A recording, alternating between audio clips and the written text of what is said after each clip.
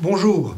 Si tu connais déjà un petit peu le calcul matriciel, mais que tu trouves qu'il s'agit d'un formalisme un petit peu trop abstrait, ou en tout cas difficile à interpréter, eh bien cette séquence est faite pour toi. Parce qu'on va y voir la notion de transformation, qui est une application des matrices. Et voilà, la notion de transformation est en réalité une notion à nouveau mathématique assez abstraite. Il s'agit des applications linéaires bijectives, je suppose que ça ne te dit pas grand-chose. Mais voilà, il se fait que quand on traite des transformations dans le plan, c'est-à-dire à deux dimensions, eh bien on peut les visualiser à l'aide d'images. C'est ce qui est proposé ici. J'ai une image initiale ici et une image transformée ici. Et cette image a été transformée tout simplement en modifiant la position de ces pixels. Et voilà, donc on a une transformation ici qui est en fait représentée par la matrice carrée qui est ici.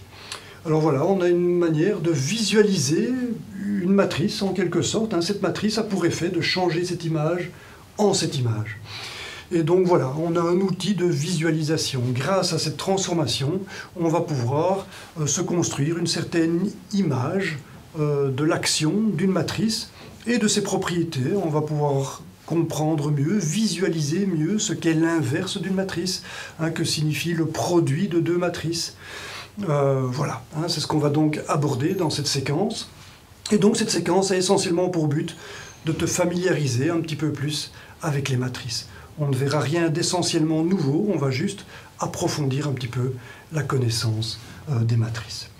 Alors voilà, la notion de transformation, je vais la présenter ici avec un premier exemple très simple. Je vais prendre l'image de départ, tu l'as reconnue, c'est le logo Clipedia bien sûr.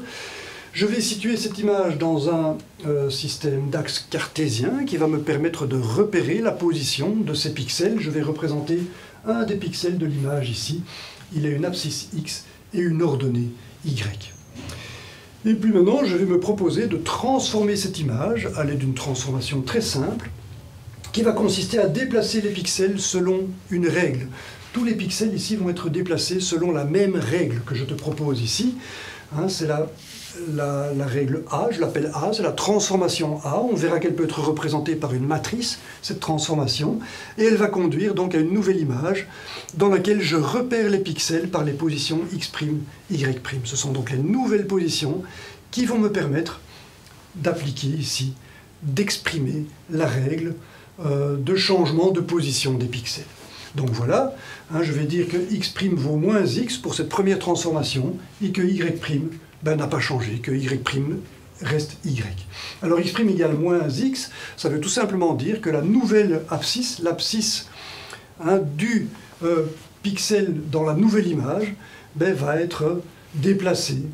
Ce qui était X va devenir tout simplement moins X. Donc si je représente le pixel XY que j'ai ici, voilà, si je dis que X' vaut moins X, la nouvelle abscisse, elle vaut moins X ici. Donc elle va se retrouver ici, bien sûr. X' vaut moins X, donc si X est ici une valeur positive, depuis l'origine, j'ai bien ceci, je prends moins X maintenant pour la nouvelle position. Alors que Y', lui, n'a pas changé. Y' ici vaut toujours le Y de départ. J'avais Y, j'ai toujours Y. Donc je n'ai ici fait qu'un déplacement des X. X se retrouve de l'autre côté de l'axe. Et bien entendu, si X est négatif, je peux prendre le cas d'un X négatif, voilà, ici X, t'es bien d'accord, il est négatif, il est devant l'origine ici. X est une valeur négative, moins par moins ici va me donner plus, ça va bien terminer avec un X' qui sera positif ici. Donc voilà, tu as compris, tous les pixels qui étaient à droite ici de l'axe Y se retrouvent à gauche et vice-versa, tous les pixels de gauche se retrouvent à droite. Je retourne l'image simplement, c'est ce qu'on appelle donc une symétrie axiale, la voilà. La petite grenouille a simplement été retournée. C'est un retournement d'axe Y, on dit plutôt une symétrie axiale en termes mathématiques. Voilà, donc c'est une transformation extrêmement simple. On va voir maintenant ses propriétés. Je peux dire bien sûr que ceci peut être représenté par une matrice. C'est pas très compliqué. Là voilà la matrice. On voit bien que X', Y' peut être enfermé dans un vecteur colonne. x', y', c'est ici. D'ailleurs, x', y', c'est la position des nouveaux pixels ici. On peut les voir comme des vecteurs position de coordonnées x', y'. Cette fois-ci, le terme vecteur colonne est tout à fait approprié. On a bien un vecteur position. Ici, on a le vecteur position de départ. C'était la position des pixels de départ ici. Et là, on a la matrice de la transformation. Et on peut vérifier si elle respecte bien la règle que je te propose ici. C'est bien le cas, comme tu peux le voir. J'ai bien moins x plus 0. C'est moins x ici pour le x'. Et pour y', je vais trouver 0 plus y. C'est bien le y que j'ai là. C'est bien conforme. J'ai bien ici la matrice A de la transformation que je te propose ici. Et donc, on voit comme ça qu'une simple matrice peut représenter une transformation d'image. Voilà, je peux l'écrire de manière plus compacte en disant que ceci c'est le vecteur grand X', et ça c'est le vecteur grand X, et j'aurai donc l'écriture très compacte ici de la transformation. L'image X a été transformée par la matrice A pour donner la nouvelle image X'. Voilà, alors ceci, je parle d'image pour X, en réalité il ne s'agit jamais que d'un pixel, c'est un pixel ici, c'est le pixel XY, mais puisque c'est la même règle pour tous les pixels, eh bien je peux généraliser ceci en disant que X représente l'image initiale et X' représente l'image finale. Et A représente donc bien la transformation. Et donc voilà, tu pourras toujours visualiser une matrice carrée comme représentant une transformation. On peut généraliser tout ce que je dis ici à plusieurs dimensions, bien sûr, à 3 dimensions. On serait dans le volume à ce moment-là, ce serait un volume qui serait transformé en un autre volume, mais on pourrait le représenter, on pourrait représenter cette transformation par une matrice 3 x 3. Essayez d'imaginer qu'on peut généraliser tout ceci, essayez de garder ça à l'esprit.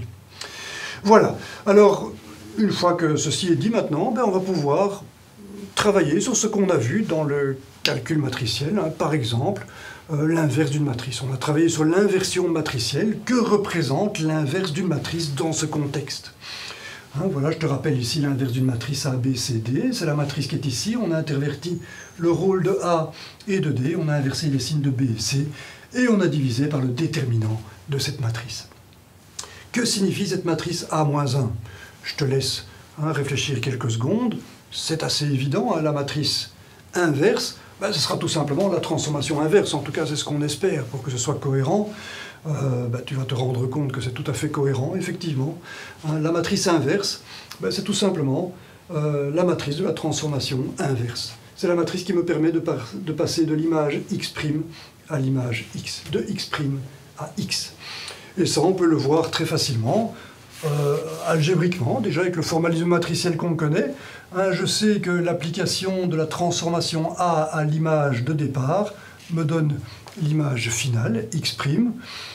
Voilà, donc à l'image X' ici, je peux effectivement appliquer la transformation A-1, et c'est donc ce que je vais faire. Je vais appliquer la transformation A-1 à X', et pour ça, je vais venir multiplier ici par A-1. Alors si je le fais de ce côté-ci, je dois le faire de ce côté-là aussi, bien entendu. Et donc voilà, je le fais, je multiplie à gauche et à droite par A-1, et puis je vois qu'il y a A-1 fois A ici. On sait ce que c'est, on a construit l'inverse de la matrice A de manière à ce que ceci vale la matrice identité, bien entendu, et donc ça se simplifie. Et je vois que X vaut A exposant -1 fois X'.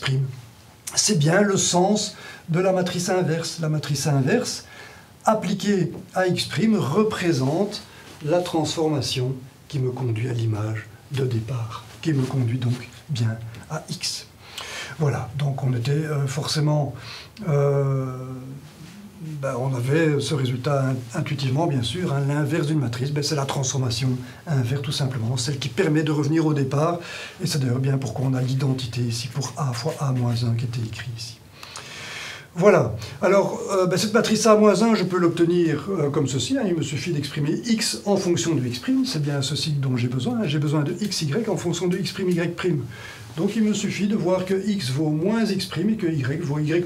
Voilà, je peux l'écrire ici, x vaut moins x', c'est ce que j'ai là en mettant le signe de l'autre côté, et y vaut y'. J'inverse tout simplement le rôle de y' et y'. Et ceci me montre que la matrice de la transformation, c'est -1, 0, 0, 1. Moins x' plus 0, 0 plus y', c'est bien ceci. Et bien sûr, c'est la même transformation que la transformation de départ. On constate que A moins 1, c'est aussi la matrice A. C'est une particularité, bien sûr, c'est dû à la simplicité de cette transformation, hein, une symétrie axiale. Si je la fais 2 fois, ben je reviens à l'image de départ. Voilà, donc je réapplique ici la même transformation pour revenir à l'image de départ. C'est assez naturel. Voilà, alors on peut vérifier si ce résultat est cohérent, bien sûr, avec la théorie qu'on a déjà vue. On a inversé des matrices, on a la règle d'inversion ici pour une matrice 2 fois 2. Eh bien, profitons-en pour vérifier si tout ce que je te raconte ici est bien cohérent avec ce formalisme. Alors voilà, on a besoin du déterminant. Le déterminant, c'est AD moins BC. AD moins BC, dans le cas de la matrice A, ça va me donner moins 1, moins 0, ça veut dire moins 1, bien sûr. C'est le résultat pour le déterminant. Et donc j'aurai juste un signe moins ici devant la matrice qui est ici. Donc le signe moins ici qui représente ce moins 1. Et puis j'ai interverti le rôle de A et de D. A et D qui sont inversés. Ça va faire un 1 ici, un moins 1 là. Et comme B et C sont nuls, il n'y a rien qui change. C'est donc la matrice. Je vais distribuer maintenant le moins 1 qui est ici sur les éléments de la matrice. Et j'ai donc moins 1, 1. On voit bien qu'il s'agit de la matrice A que j'ai déjà identifiée ici. C'est tout à fait logique, c'est très simple, c'est même peut-être un peu trop simple hein, pour réellement bien appréhender ce qu'est une transformation, mais voilà, il fallait commencer avec quelque chose de simple. Voilà, donc j'ai que la matrice A est égale à son inverse. Ça c'est un petit peu particulier, parce que quand je vais faire A fois A moins 1, je vais obtenir l'identité bien sûr, mais comme A moins 1 vaut aussi A, ben, j'obtiens A carré. Hein, A fois A moins 1, c'est A carré, c'est l'identité. Ça ressemble à quelque chose qu'on connaît bien avec les nombres. Hein. Si je prends un nombre petit a par exemple, et que je dis que a multiplié par son inverse, hein, c'est a divisé par a, ça me donne 1. C'est le 1 qu'on a ici en quelque sorte. Et je vois aussi que a carré est égal à 1. Donc, on n'a pas le choix. La solution de cette équation, ben, c'est juste que a vaut racine de 1. Hein, je peux l'écrire ici comme étant racine de l'identité. Et ça, avec les nombres, c'est très simple, hein, ce sera plus ou moins 1. Pourquoi? Parce que 1 fois 1, ça donne 1, et que moins 1 fois moins 1, ça donne 1. Mais ici, on voit que c'est plus délicat, hein, parce que la racine de l'identité, de la matrice identité, ben, ça pourrait très bien être la matrice identité. La matrice identité fois la matrice identité, c'est la matrice identité. Mais ça peut aussi être l'opposé de la matrice identité. Et ici, on voit que c'est encore une troisième matrice. On voit que c'est moins 1, 1, moins 1, 0, 0, 1, qui est une racine de l'identité.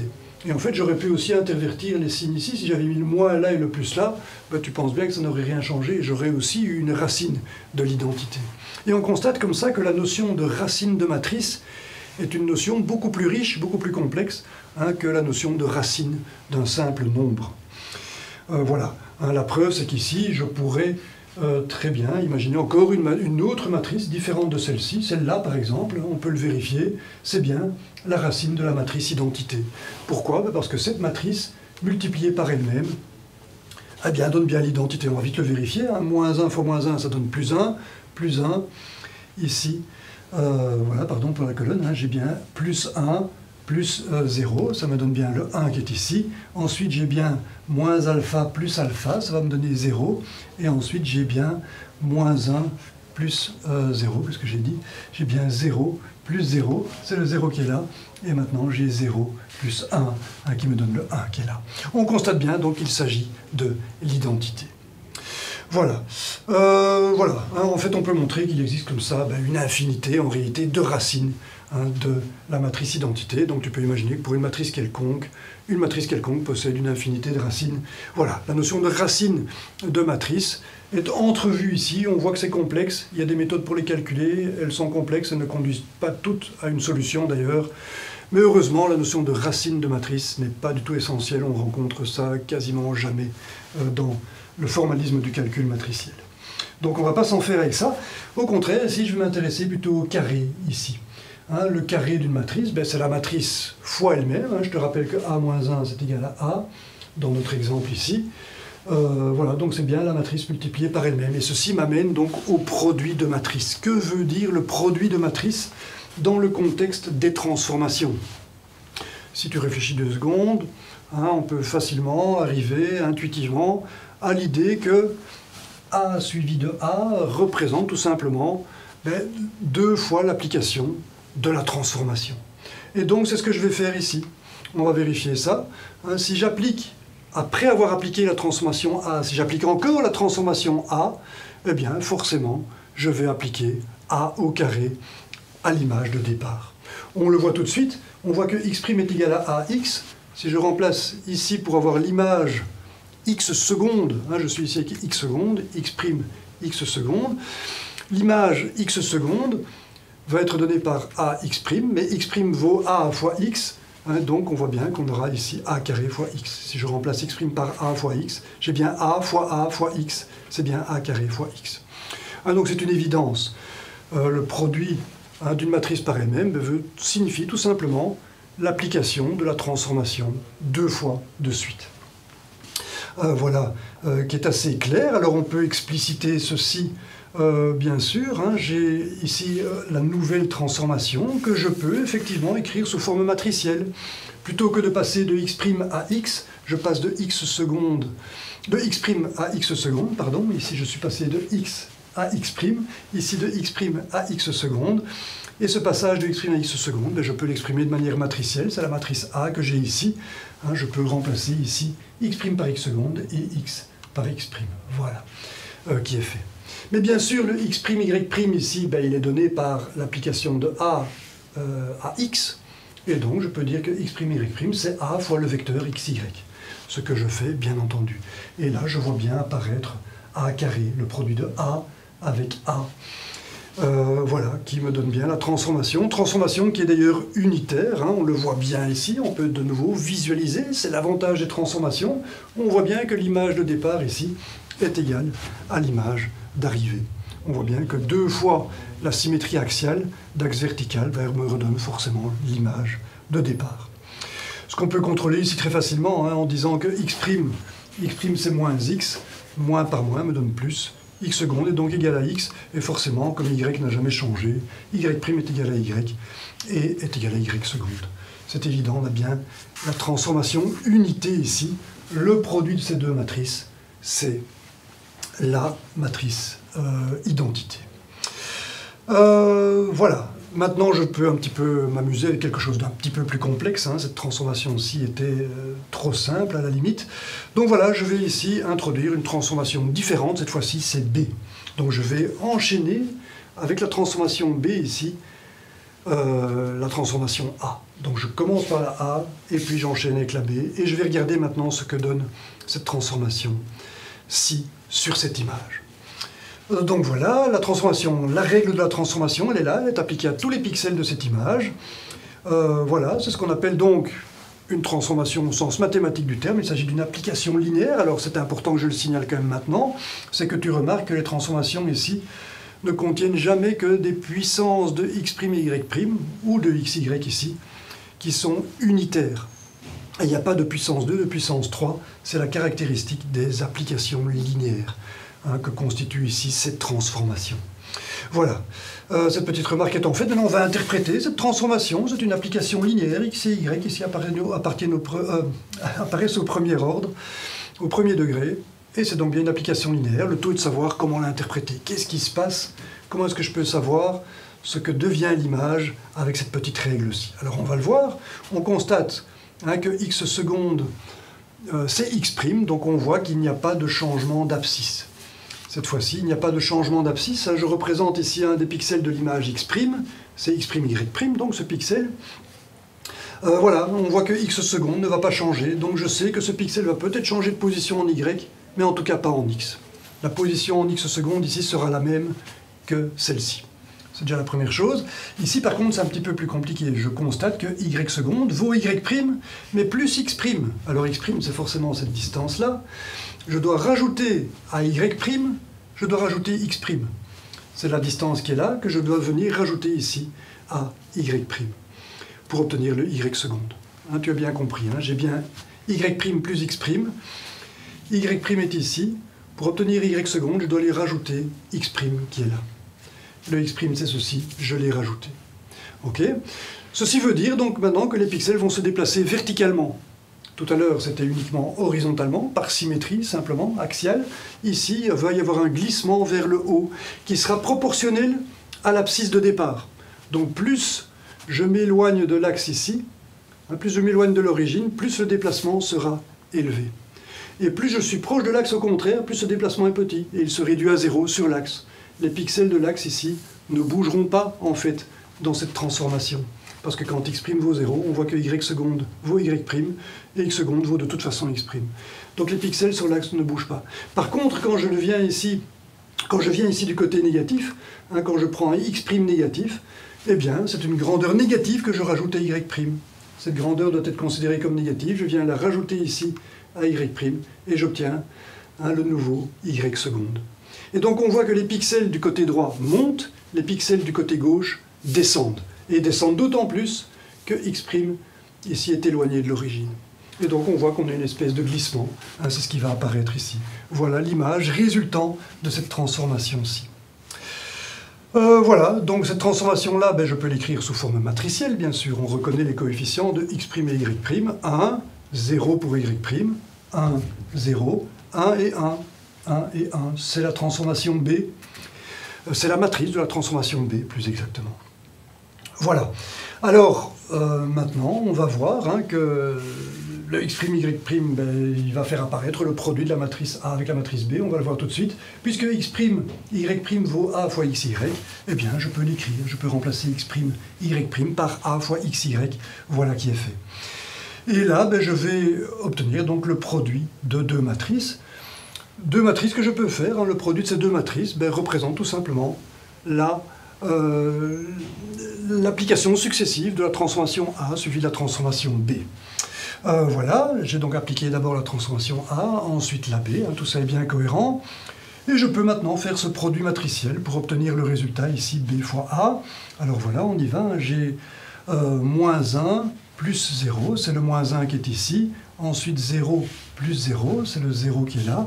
Ensuite, moins 1 plus 0, c'est le moins 1 qui est là.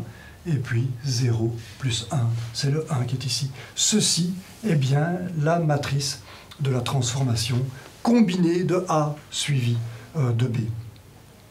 Voilà, alors on peut juste vérifier ceci, effectivement. Je peux très bien dire que x' ici vaut moins x. Si je veux exprimer x seconde, ce que je suis bien en train de faire ici, en fonction de x, il me suffit de remplacer x' par son expression en fonction de x. x' vaut moins x, donc je peux l'écrire. Ici, x' vaut moins x, et y vaut y', vaut y, pardon. Donc x' vaut moins x, y' vaut y, et donc voilà, je peux l'écrire comme ceci. Et on reconnaît bien les coefficients de transformation. Moins 1, 0, moins 1, 1, moins 1, 0, moins 1, 1. C'est bien cohérent. Dans le produit matriciel ici, je retrouve bien, en appliquant la règle du produit matriciel, je retrouve bien l'enchaînement de ces deux transformations. Alors ce qui est intéressant, bien sûr, ici, j'attire ton attention là-dessus, c'est qu'on a bien l'enchaînement de la transformation A. J'ai d'abord appliqué A à l'image x, ici, et ensuite B à l'image x', qui résultait de A par x. Ceci, je l'exprime maintenant comme une transformation B fois A appliquée à l'image x. Voilà, et on constate donc que l'application de A suivie de l'application de B s'écrit B et puis seulement A. Il faut bien comprendre que la matrice qui multiplie directement x, ici, représente bien la première transformation qui a lieu. Et la deuxième apparaît en premier dans le produit. Ceci est important, il ne faut pas se tromper. Le A, je le répète, apparaît en deuxième position, mais c'est la première transformation qu'on a fait. B apparaît en première position, mais c'est la deuxième transformation qu'on a fait. Le B a suivi, c'est la deuxième transformation, elle vient après A. C'est important de savoir ça, parce qu'on sait que le produit matriciel n'est pas commutatif en toute généralité. Et donc il est très important de ne pas se tromper, bien sûr, quand on traite les transformations successives comme ceci. La preuve, c'est que effectivement, si tu te trompes et que tu mets A avant B parce que tu te dis que tu fais d'abord A et puis B, on serait tenté d'écrire ceci, eh bien, tu peux tout de suite voir que tu auras un résultat qui sera faux. Je fais A fois B, j'aurai ici moins 1 plus 0, ça va donner moins 1. Ici, j'aurai, ligne moins 1 fois 0, ça fait 0, plus 0, c'est le 0 qui est là. Et puis j'aurai 0 plus 1, voilà 1, et puis 0, 1, voilà le 1 qui est là. Et on constate donc que la matrice A fois B est bien distincte de la matrice B fois A. Il y a bien une distinction ici, ce terme-là. Cet élément-là de la matrice n'est pas le même, tous les autres sont les mêmes, mais celui-là est bien distinct. On voit bien que B fois A n'est pas égal à A fois B. Et de nouveau, ça on peut le visualiser. Si j'applique à l'image de départ, c'est bien la même image, j'applique d'abord la transformation B, qui consistait à faire glisser la partie droite vers le haut, la partie gauche vers le bas, je vais obtenir l'image qui est là. C'est l'action que j'ai présentée ici tout à l'heure. Et puis maintenant, je vais faire l'action A, ici, la transformation A, qui consiste simplement à faire une symétrie axiale d'axe vertical. La voilà. Et on constate effectivement que la transformation BA est distincte de la transformation AB. Et donc il ne faut pas se tromper dans l'ordre des transformations. J'ai bien en toute généralité non-commutativité du produit de deux matrices. On en a ici la visualisation, ce qui est toujours rassurant malgré tout, quand on étudie les mathématiques, de pouvoir se construire une image de toutes ces propriétés. Alors ceci, c'est une règle générale, mais elle n'est pas toujours vérifiée. Il y a des matrices qui commutent entre elles. Je peux très bien choisir un ensemble de transformations qui commutent, entre guillemets. C'est-à-dire des transformations qu'on peut appliquer dans n'importe quel sens. Ici, j'applique la transformation A représentée par ceci. C'est un retournement de l'abscisse, c'est-à-dire c'est une symétrie axiale d'axe vertical, comme on l'a appliqué tout à l'heure. C'est la matrice qu'on a étudiée tout à l'heure. Et ici, tu vois que je fais l'inverse. J'inverse les y plutôt que les x, et donc je fais une transformation de symétrie axiale d'axe horizontal, ici. Et bien voilà, ces deux transformations-là, elles sont réversibles, on peut les commuter. C'est comme ça qu'on dit en termes mathématiques. Effectivement, si j'applique d'abord B, la transformation d'axe horizontal, la petite grenouille ici se retrouve vers le haut, et ensuite on va la transformer en gauche-droite. Et on voit bien que le résultat est bien le même. Dans ce cas-ci, B fois A est égal à A fois B. On a bien commutation. Certaines matrices commutent, d'autres pas. Et maintenant, tu peux l'interpréter. Les matrices qui commutent correspondent tout simplement à des transformations dont on peut changer l'ordre. Des matrices qui ne commutent pas correspondent à deux transformations pour lesquelles l'ordre importe, comme la transformation qu'on a vue précédemment. Voilà, alors maintenant on va passer à une autre transformation, de nouveau, pour illustrer les propriétés des matrices. Voilà la matrice que je te propose maintenant. Elle effectue une certaine transformation. J'essaie d'imaginer quelle transformation elle va faire. Cette matrice, il suffit de l'écrire. Voilà, je vais la traduire ici de manière bien claire. J'ai alpha ici que je vais appliquer à xy, donc j'aurai bien alpha x plus 0. C'est bien le alpha x qui est là. Et puis j'aurai bien 0 fois x plus y, c'est bien le y qui est ici. Voilà la transformation ici explicitée, je dirais, correspondant à cette matrice. Alors qu'est-ce qui s'est passé avec ceci? On voit que les abscisses sont multipliées par un certain facteur, alors que le y ne change pas. Pas de changement de hauteur du pixel, mais un déplacement. Quand x est négatif, bien sûr, ce déplacement va se faire vers la gauche. Si alpha est un nombre positif plus grand que 1, eh bien, je vais avoir une dilatation de l'image. C'est ce que je propose ici, alpha est égal à 2. L'image est dilatée. Les pixels sont déplacés ici pour avoir un déplacement de leur abscisse d'un facteur 2.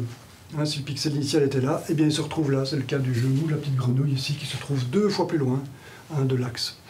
Et tous les pixels, comme ça, se retrouvent 2 fois plus loin que de l'axe Y. Voilà, donc on a bien une dilatation de l'image. Alors je peux aussi faire l'inverse, bien sûr. Je peux prendre alpha qui vaut 1,5. L'image, à ce moment-là, sera rétrécie d'un facteur 2. Tous les pixels sont plus proches de l'axe d'un facteur 2. Et je peux, comme ça, voilà, me poser la question maintenant de savoir comment faire pour inverser cette transformation. Qu'est-ce que A-1 ? Voilà, je suppose que tu t'en doutes, comment faire pour repasser à l'image de départ. Je te laisse réfléchir 2 secondes. On va le faire ici de manière tout à fait structurée, avec le formalisme qu'on connaît. Voilà la règle de l'inversion d'une matrice 2 fois 2. Je dois commencer par calculer le déterminant. Alpha moins 0, c'est donc bien alpha. Et ensuite, je dois calculer ici cette matrice. J'ai donc 1 sur alpha, c'est la valeur du déterminant alpha, donc voilà. Et ici, je dois intervertir le rôle de D et de A. J'ai donc bien alpha et 1, et puis 0. Les 0 restent les 0. Voilà, c'est donc la matrice ici. Je peux forcément distribuer le 1 sur alpha sur chacun des éléments. Et j'ai donc la matrice inverse qui est celle-ci. Cette matrice-là, elle me permet de passer de l'image rétrécie ici à l'image de départ. Et c'était forcément pas une surprise. Hein, si j'ai multiplié ici par 1/2 les positions en X, ben on se dit bien qu'il faut les multiplier par 2 maintenant pour retrouver l'image de départ. 1 sur 1/2, c'est bien le facteur 2 dont j'ai besoin pour retrouver l'image de départ. Donc tout ça est assez naturel. Et je peux comme ça appliquer ça à n'importe quelle valeur de alpha. Je peux diminuer alpha à 0,1 par exemple. 0,1, ben ça va me donner 1/10 de la largeur, c'est plus grand chose. Hein. L'image est toute compactée ici, la petite grenouille, ben, on ne la voit plus quasiment. Hein. Et ici, ben, le 1 sur alpha, c'est 1 sur 0,1, ben, c'est 10 forcément. Donc voilà, tout ça est assez simple. Hein. On peut imaginer ça pour des coefficients qui deviennent de plus en plus petits, 1 centième, 1 millième, 1 dix millième, 1 millionième, etc. L'image va devenir de plus en plus serrée. Et maintenant, ce qui est intéressant, c'est de voir la limite de tout ça. Quand alpha tend vers 0. Et c'est donc ce que je vais te proposer ici. Alpha est égal à 0. Si alpha est égal à 0, j'ai 0 pour le... Pardon, ici, hein, j'ai aussi 0 pour le déterminant. Et 0 pour le déterminant, c'est problématique, parce que ceci, on ne pourra plus le calculer. J'ai des 1 sur 0 qui me donnent des infinis. On ne peut plus calculer l'inverse d'une matrice quand son déterminant est nul. On peut voir ça comme la raison pour laquelle on appelle ça d'ailleurs déterminant. Le déterminant est un nombre qui détermine si oui ou non on va pouvoir faire le calcul de l'inverse de la matrice. Si le déterminant est nul, on ne peut pas calculer l'inverse de la matrice. On a des infinis, ça n'a plus de sens. Alors on va voir ce que ça donne effectivement ici. On va voir donc quel est le sens de ça. Pourquoi est-ce qu'on ne peut pas inverser une matrice? On a l'impression qu'on va toujours pouvoir inverser ici la matrice. La transformation, pardon. J'ai rétréci l'image et puis je peux l'élargir. Mais voilà, ici j'ai atteint une limite où ce n'est plus possible. C'est ce qu'on va voir ici. Quand alpha vaut 0, voilà, donc je vais enlever le 0,1 ici, je mets 0, ben, l'image elle se réduit à rien ici, j'ai juste une ligne, tous les pixels se retrouvent sur une ligne. Ça c'est une chose, et ici quand alpha vaut 0, ben, j'ai effectivement l'infini. Alors je peux toujours représenter cette matrice, mais ça n'a plus beaucoup de sens parce que je ne peux rien en faire. Hein, les positions horizontales ici, les abscisses, elles sont toutes en 0. Je les multiplie par l'infini, mais 0 fois l'infini, ça ne veut pas dire grand-chose, c'est ce qu'on appelle quelque chose d'indéterminé. Donc je ne sais plus reconstruire l'image de départ à partir de cette transformation. La transformation A m'a fait perdre de l'information, parce que l'abscisse ici c'est 0 pour tous les pixels, c'est bien 0, ils ont été annulés, tous les x' sont nuls. Et les multiplier par l'infini ne va pas m'aider. J'aurai un nombre peut-être fini, infini, on ne sait pas, c'est indéterminé, donc je perds l'information sur l'image. Je suis incapable d'obtenir l'image à nouveau. Il faut bien comprendre ce qui se passait en fait. Quand j'avais 0,1 ici, j'avais une valeur qui était petite, mais je pouvais toujours repérer la position des pixels. Je peux toujours visualiser. Avec ce 0,1 ici, j'ai bien un 10. Si maintenant j'agrandis ici avec une loupe ce qui se passe, ben je vois toujours ici, notamment l'œil à la pupille ici de la petite grenouille. Ben c'est un pixel que je peux bien repérer. Je repère cette distance. Si je multiplie cette distance par 10, eh bien je peux réobtenir l'image de départ. On voit que je peux faire la transformation à la main. Cette mesure-là, je fais x10 et je peux donc replacer les pixels là où ils étaient au départ. Mais quand j'ai 0, je ne sais plus faire ça. Tous les pixels ici se retrouvent sur l'axe, ils sont rigoureusement en 0. Et les multiplier par l'infini ne changera rien. J'ai bel et bien perdu l'image. Et maintenant, tu as donc la compréhension de ce que c'est que de ne pas pouvoir calculer l'inverse d'une matrice. C'est tout à fait légitime. Quand le déterminant est nul, le déterminant nul pour une matrice représente tout simplement l'idée que cette matrice représente une transformation qui n'est pas réversible. Je perds la possibilité, après cette transformation, de retrouver l'image de départ.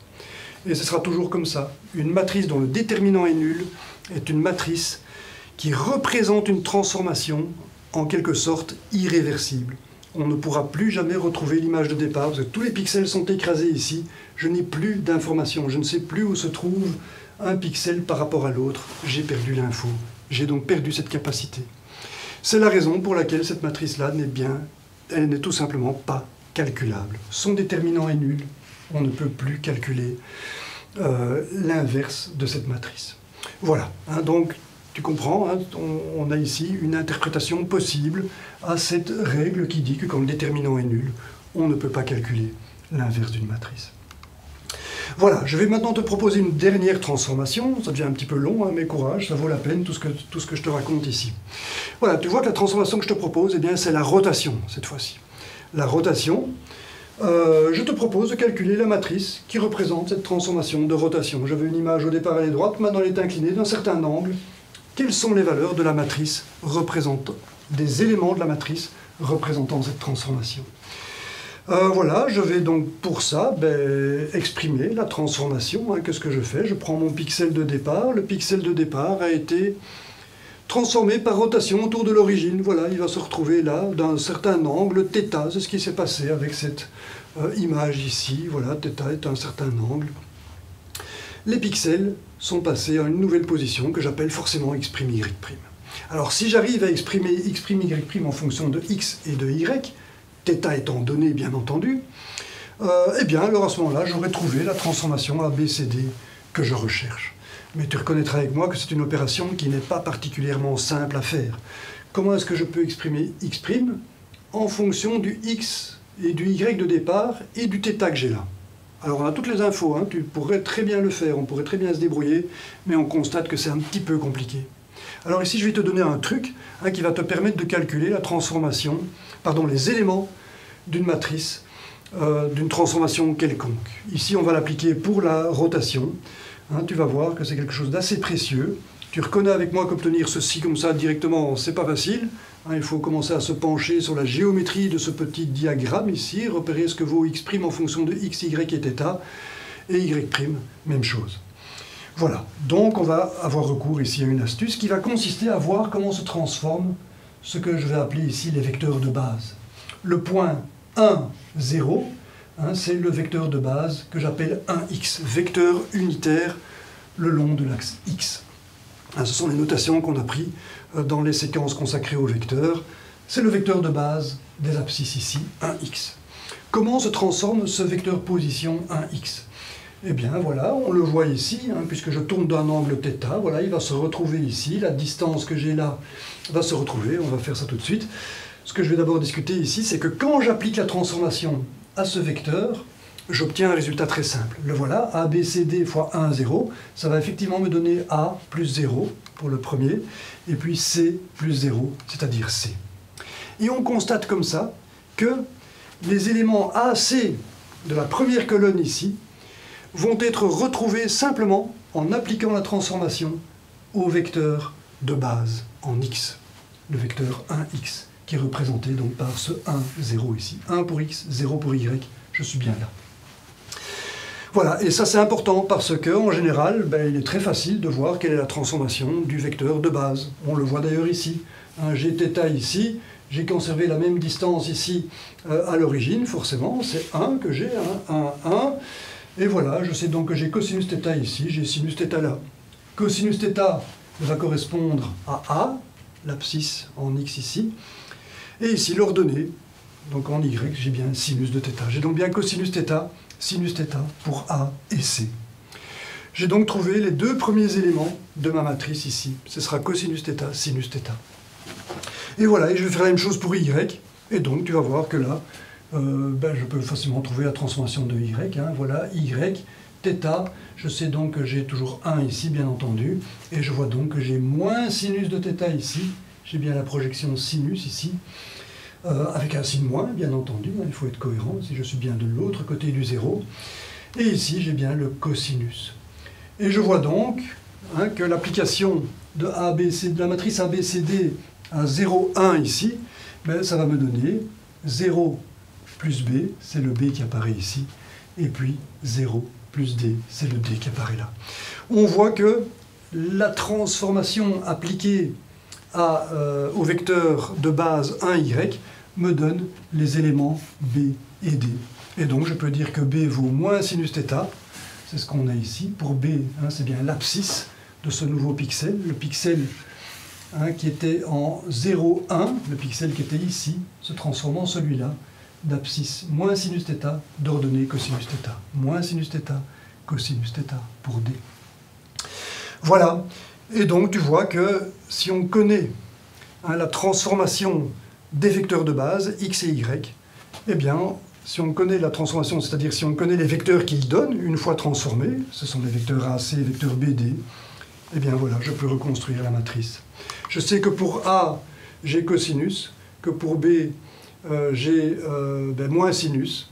Ici, j'ai sinus, pardon, et là, j'ai cosinus. Voilà. C'est la matrice de transformation correspondant à une rotation d'angle θ.